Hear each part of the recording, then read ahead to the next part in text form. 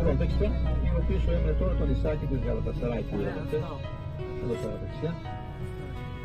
Από εδώ και μετά είμαστε στο Μέγα Ρέμα ή το Αρβανιτοχώρι με τα πανέμορφα, τα ξυλοδετημένα τα σπιτάκια. Με σημαντικό ρυθμό. Από εδώ και τους μεταφέρει, εγκαταστάθηκαν εδώ πέρα, γι' αυτό και τότε πήρε και την ονομασία Αρβανιτοχώρι. Στην ουσία η παλιά η ελληνική ονομασία είναι Μέγα Ρέμα. Είπαμε, είναι το πιο στενό σημείο του Βοσπόρου, όπως δημόχνονται τα νερά, τώρα σε λίγο, και θεωρητικά μας δίνει την εντύπωση ότι υπάρχει ένα ποτάμι και τρέχει προς τα πίσω μας.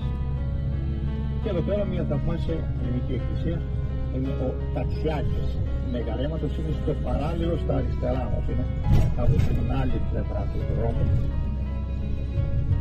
Το πιο στενό κομμάτι του Βοσπόρου που έχει και το μεγαλύτερο και το πιο δυνατό αέρα και το πιο δυνατό περάσει ο Ρέμα. Δημόχνονται λοιπόν τα νερά που έρχονται από πάνω εδώ πέρα.